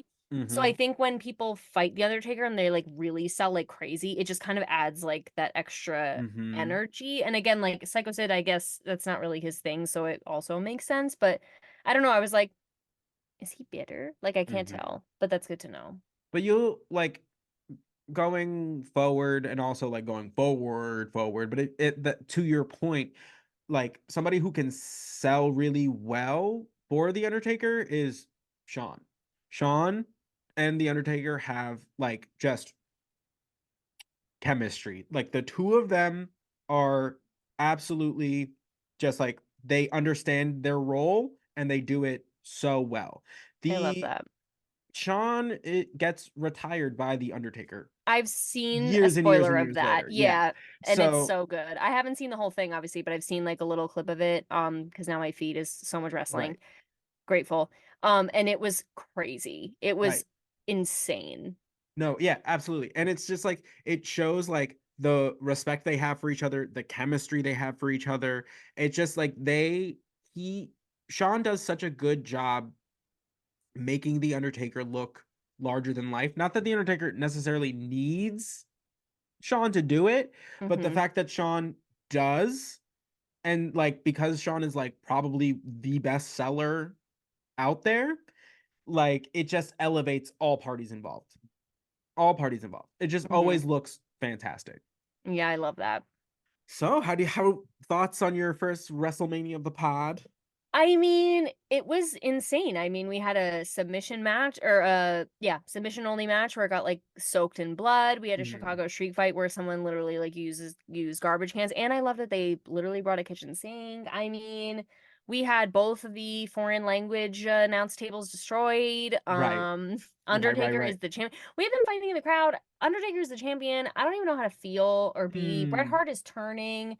Stone Cold is like one of the best anti-heroes that we're watching just form into this exalted Absolute juggernaut. Like, yeah. yes, I feel like he's supposed to like levitate like into the ring now. Like I don't even know. And no one Mm-hmm. sells on the Titantron quite like Stone Cold. I mean, he's just really taken it and brought it to such heights Mm-hmm. already.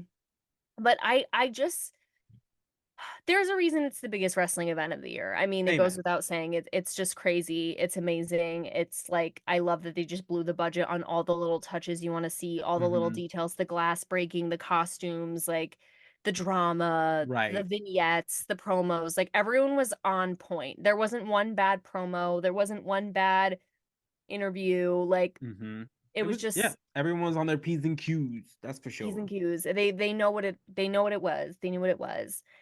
New champion. I, I cannot believe man. Undertaker's a champion. It's like a new era. I don't even know how to feel. I'm just like, I just love him so much and he deserves this.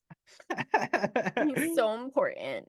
So, All right, guys. This has been this edition of the New to Wrestling podcast. Catch us this Saturday, where we're going to go into part one of the rise and fall of ECW. We'll take a break next week, and you'll just get a slammies as far as After Dark, and then we'll pick up with part two the following week. So just stay tuned to the social medias. You'll catch us. yes. Wait, before we go, because it's our 1 year, I just want to say we would not have the New to Wrestling podcast without Xavier and how hard he works. It's literally insane. You guys have no idea how much work he does behind the scenes, and it's literally overwhelming, insane, fascinating, just beyond beautiful person, beautiful, gigantic brain, does all this work. So we would not have it without you. And I'm just so grateful that you had this idea. This whole idea was Xavier's, by the way. This whole idea was Xavier's. He invited me along for the ride, and I'm so grateful. And like, we would not have this amazing experience with together with us, with all of you guys, with our friends, our family. It's just been like the best year ever, and I'm very grateful to you and everything that you do. Oh, thanks. Xavier No, can't take compliments well, so we can just No, I really can't. I'm if you like inside I am 15 shades of red and about to vomit. So, um thank you. No, honestly, thank you. And like there is nobody else I would do this with. There is nobody else who one I would feel comfortable subjecting to this much wrestling and would be confident that they would stick around. And two, um we have just known each other for so long. Our dynamic is this is just who we are. Like this is how we interact on most subjects. So like Fully. like Yeah. we're basically always in a state of podcast whether we're actually recording or not. That is so true. we Wow, just we just disgusting. think that we have lots of things that need to be heard. No, but Well, thank you seriously. I do very few things for extended periods of time. I'm an Aries and impulsive. So yep, the the fact that we're sticking to this has been it's just blown me away. I love doing this and it is me the too. most fun part of my week. Same. So thank you.